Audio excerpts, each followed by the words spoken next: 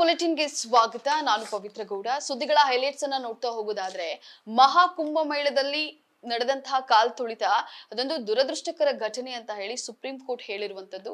ಅಲ್ಲದೆ ರಾಷ್ಟ್ರಪತಿ ಭವನದಲ್ಲಿ ಮೊಟ್ಟ ಮೊದಲ ಬಾರಿಗೆ ಮದುವೆ ಸಮಾರಂಭವೊಂದನ್ನ ಆಯೋಜನೆ ಮಾಡಲಾಗಿದೆ.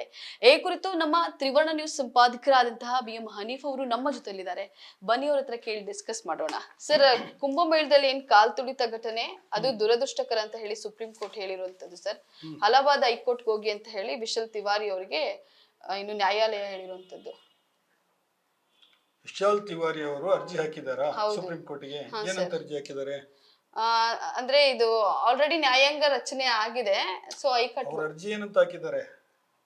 ಕಾಲ್ ತುಳಿತದಲ್ಲಿ 30 ಜನ ಬಲಿಯಾಗಿದ್ದಾರೆ. ಅವ್ರ ಕುರಿತು ಅಧಿಕಾರಿಗಳ ವಿರುದ್ಧ ಕ್ರಮ ಕೈಗೊಳ್ಳಿ ಅಂತ ಹೇಳಿ. ಹೌದು ಸರಿ, ಸರಿ. ಅದು ಯಾಕಂದ್ರೆ ನ್ಯಾಯಾಂಗ ತನಿಖೆ ನಡೀತಾ ಇದೆ, ಈಗಾಗಲೇ ಸರ್ಕಾರ ಆದೇಶ ಹೊರಡಿಸಿದೆ. ಅದರ ನಡುವೆ ನೀವು ಸುಪ್ರೀಂ ಕೋರ್ಟ್ಗೆ ಅರ್ಜಿ ಹಾಕೋದು ಬೇಡ ಅಂತ ಹೇಳ್ಬಿಟ್ಟಲ್ವಾ? ಓಕೆ, ಸರಿ ಇದೆ ಅದು. ಯಾಕಂತ ಹೇಳಿದ್ರೆ ಒಂದು ನ್ಯಾಯಾಂಗ ಅಂದ್ರೆ ಅದಕ್ಕೆ ಹೈಕೋರ್ಟ್ ಜಡ್ಜಿ ಇರ್ತಾರೆ ಅಲ್ಲಿ ನ್ಯಾಯಾಂಗ ತನಿಖೆಗೆ.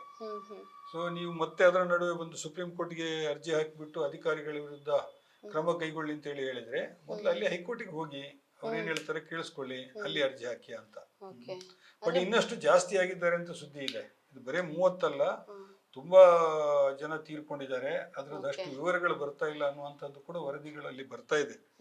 ಅದು ಏನಂತ ಸರಿಯಾಗಿ ಗೊತ್ತಿಲ್ಲ. ಈಗ ಬಹಳ ಮಂದಿ ಆಕ್ಸಿಡೆಂಟ್ ನಲ್ಲಿ ತೀರ್ಕೊಂಡಿದ್ದಾರೆ ಅಲ್ಲಿ. ಈ ಕಾಲ್ ತುಳಿತದಲ್ಲಿ ತೀರ್ಕೊಂಡಿದ್ದಾರೆ. ಕರ್ನಾಟಕದ ಮೂಲದವರು ಕೂಡ ಇಬ್ಬರು ಕೂಡ ತೀರ್ಕೊಂಡಿದ್ದಾರೆ 4 ಜನ ಅಲ್ವಾ? ಆಮೇಲೆ ನೆಕ್ಸ್ಟ್ ಏನಿದೆ? ನೆಕ್ಸ್ಟ್ ಸರ್, ರಾಷ್ಟ್ರಪತಿ ಭವನದಲ್ಲಿ ವಿವಾಹ ಸಮಾರಂಭ ಆಯೋಜನೆ ಆಗಿದೆ ಸರ್ ಮೊಟ್ಟ ಮೊದಲ ಬಾರಿಗೆ. ಅದು ಪೂನಂ ಗುಪ್ತಾ ಅಂತ ಹೇಳಿ CRPF ಅಧಿಕಾರಿ ಅವರು, ಅವ್ರದ್ದು ಒಂದು ಮದುವೆ ಸಮಾರಂಭ. ಅವರಲ್ಲಿ ಇವರು ರಾಷ್ಟ್ರಪತಿ ಭವನದಲ್ಲಿ ಕೆಲಸ ಮಾಡ್ತಾ ಇದ್ದಾರಾ? ಹಾ ಸರ್, CRPF ಅಧಿಕಾರಿ ಅವರು, ಅವರ ಒಂದು ಕಾರ್ಯಕ್ಷಮತೆಯಿಂದ ರಾಷ್ಟ್ರಪತಿ ಮುರ್ಮು ಅವರು ತುಂಬಾ ಪ್ರಭಾವಿತರಾಗಿದ್ದಾರೆ. ಸೊ ಹಾಗಾಗಿ ಅವ್ರ ಮದ್ವೆ ನಾವೇ ಮಾಡ್ಕೊಡ್ತೀವಿ. ಬಟ್ ರಾಷ್ಟ್ರಪತಿ ಭವನದ ಆವರಣದಲ್ಲಿರುವ ಮದರ್ ತೆರೇಸಾ ಸಂಕೀರ್ಣದಲ್ಲಿ ಕಾಂಪ್ಲೆಕ್ಸ್ ನಲ್ಲಿ. ಹೌದು ಸರ್. ಪರವಾಗಿಲ್ಲ, ಇದು ಬಹುಶಃ ಮೊದಲ ಬಾರಿಗೆ ಆಗ್ತಾ ಇದೆ ಅಂತ ಕಾಣುತ್ತೆ. ಅಲ್ಲಿ ಮದುವೆ ಆಗಿರೋದು ಗೊತ್ತಿಲ್ಲ ನಮ್ಗೆ. ಬೇರೆ ಬೇರೆ ತರದ ಕಾರ್ಯಕ್ರಮಗಳೆಲ್ಲ ನಡೀತದಲ್ಲಿ ಅದು ಕಂಡೀಷನ್ ಹಾಕಿದ್ದಾರೆ ಸರ್, ತುಂಬಾ ಜನನೆಲ್ಲ ಆಹ್ವಾನ ಮಾಡಬಾರ್ದು, ಕಡಿಮೆ ಜನ ಇರ್ಲಿ ಅಂತ ಹೇಳಿ. ಅತಿಥಿಗಳ ಪಟ್ಟಿ ಚಿಕ್ಕದಾಗಿರ್ಬೇಕು ಅಂತ ಹೇಳ್ಬಿಟ್ಟು. ಮೊದಲ ಬಾರಿಗೆ ಅಂತ ಹೇಳಿ ಕಾಣಿಸುತ್ತೆ. ಇದು ಈ ತರ ಆಗಿರೋದು ಗೊತ್ತೇ ಇಲ್ಲ, ಮದುವೆ ಆಗಿರೋದು ಗೊತ್ತೇ ಇಲ್ಲ. ಅಲ್ಲೊಂದು ಮ್ಯೂಸಿಯಂ ಇದೆ. ಆ ಮ್ಯೂಸಿಯಂ ಅನ್ನ ಮಂಗಳವಾರದಿಂದ ಭಾನುವಾರದವರೆಗೆ ನೋಡಬಹುದು.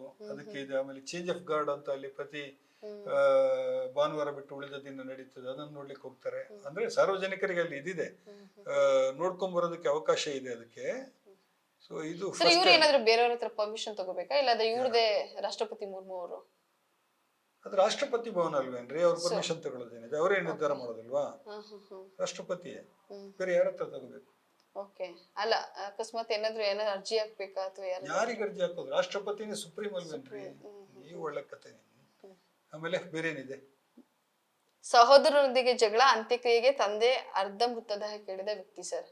ಇಬ್ರು ಅಣ್ಣ ತಮ್ಮಗಳು ಜಗಳ ಮಾಡ್ಕೊಂಡಿದ್ದಾರೆ, ತಂದೆ ತೀರೋಗಿದ್ದಾರೆ.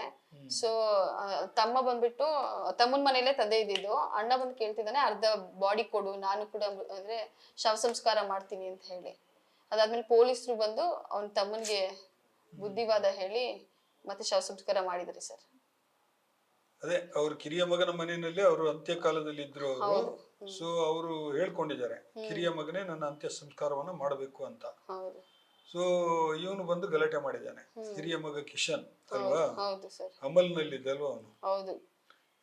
ಏನೆಲ್ಲ ಡಿಮಾಂಡ್ ಮಾಡ್ತಾರೆ ನೋಡಿ, ದೇಹವನ್ನು ಅರ್ಧಷ್ಟು ಕತ್ತರಿಸಿ ಕೊಡಿ ಅಂತೇಳಿ ಹೇಳಿದ್ರೆ ಬಹುಶಃ ಅವ್ನು ದೊಡ್ಡ ಮಗ ನೋಡ್ಕೊಂಡಿಲ್ಲ ಅಂತ ಕಾಣುತ್ತೆ ಅವ್ರನ್ನ ಸರಿಯಾಗಿ ಅಲ್ವಾ. ಅದಕ್ಕೆ ಅವ್ರ ಕಿರಿಯ ಮಗನ ಮನೆಯಲ್ಲಿ ಇದ್ರು, ಅವ್ನು ನೋಡ್ಕೊಂಡಿದ್ದಾನೆ.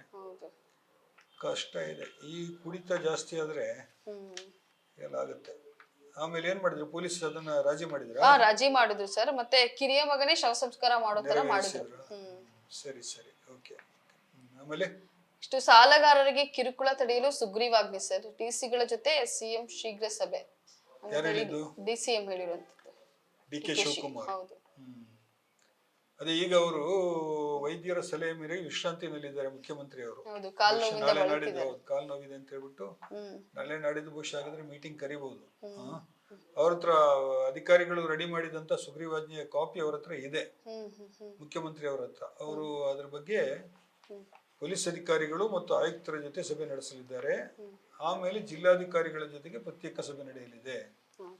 ಬೇಗ ಆಗೋದು ಒಳ್ಳೆಯದಿದು. ಯಾಕಂತ ಹೇಳಿದ್ರೆ ಸಾಲ ವಸೂಲಿ ಮಾಡೋದಕ್ಕೆ ರೌಡಿಗಳ ಹಾವಳಿ ಜಾಸ್ತಿಯಾಗಿ ಅಲ್ಲಲ್ಲಿ ಆತ್ಮಹತ್ಯೆ ಪ್ರಕರಣಗಳೆಲ್ಲ ವರದಿ ಆಗ್ತಾನೆ ಇದೆ. ಹೌದು ಸರ್.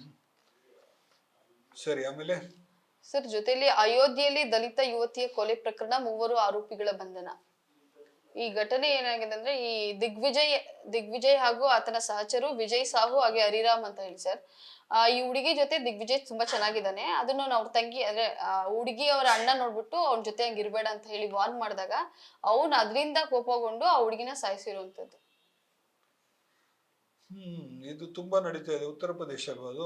ಉತ್ತರ ಪ್ರದೇಶದಲ್ಲಿ ವಾರಕ್ಕೆ 2-3 ನಡೀತಾ ಇದೆ. ಅಯೋಧ್ಯೆಯಲ್ಲಿ ನಡೆದಿರೋದ್ರಿಂದ ಸ್ವಲ್ಪ ಇದಕ್ಕೆ ಸುದ್ದಿಯ ಮಹತ್ವ ಜಾಸ್ತಿ ಇದೆ.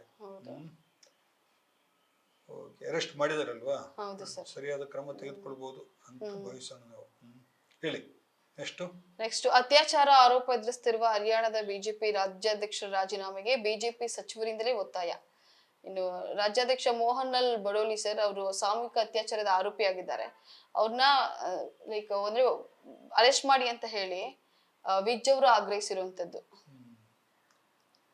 ವಿಜ್ ಯಾರು? ಇವರು ಹರಿಯಾಣದ ಕಾರ್ಮಿಕ ಇಂಧನ ಸಾರಿಗೆ ಖಾತೆ ಸಚಿವರು. ಹೌದು. ಇವರು ರಾಜ್ಯಾಧ್ಯಕ್ಷರು. ಇವರು ಮೋಹನ್ ಲಾಲ್ ಬಿಜೆಪಿಯ ರಾಜ್ಯಾಧ್ಯಕ್ಷರು. ಪಕ್ಷದ ಅಧ್ಯಕ್ಷರೇ ಹಿಂಗ್ ಮಾಡಿದ್ರೆ ಇನ್ನು ಸದಸ್ಯರೆಲ್ಲ ಏನ್ ಮಾಡ್ಬೇಕು? ಅವ್ರು ಒತ್ತಾಯಿಸಿರೋದು ಸರಿ ಇದೆ. ಅವರು ಅವರದೇ ಪಕ್ಷದ ಸಚಿವ ಯಾರೇ ಆದ್ರೂ ಅವರು ಸ್ವಲ್ಪ ಸೆನ್ಸಿಟಿವ್ ಸಚಿವರು ಇರ್ಬೇಕು. ಅವರು ಅನಿಲ್ ವಿಜ್ ಸ್ವಲ್ಪ ಓಪನ್ ಆಗಿ ಹೇಳಿದ್ದಾರೆ. ಅವರು ಒಳ್ಳೇದಾಯ್ತು ಬಿಡಿ. ಆದಷ್ಟು ಬೇಗ ಅವ್ರನ್ನ ರಾಜೀನಾಮೆ ಕೊಡ್ಲಿಲ್ಲ ಅಂದ್ರೆ ಪಕ್ಷದವ್ರು ಕಿತ್ತಾಕ್ತಾರೆ ಅವ್ರನ್ನ ಅಷ್ಟೇ. ಇಷ್ಟೇನಾ? ಪರವಾಗಿಲ್ಲ, ಓಕೆ ತಗೊಳ್ಳಿ. ನೋಡಿದ್ರಲ್ಲ ವೀಕ್ಷಕರೇ, ಇವಿಷ್ಟು ಇವತ್ತಿನ ವಿಚಾರಗಳು. ಮುಂದಿನ ಎಪಿಸೋಡ್ ನಲ್ಲಿ ಮತ್ತೆ ಸಿಗ್ತೀವಿ. ಅಲ್ಲಿವರೆಗೂ ನಮಸ್ಕಾರ.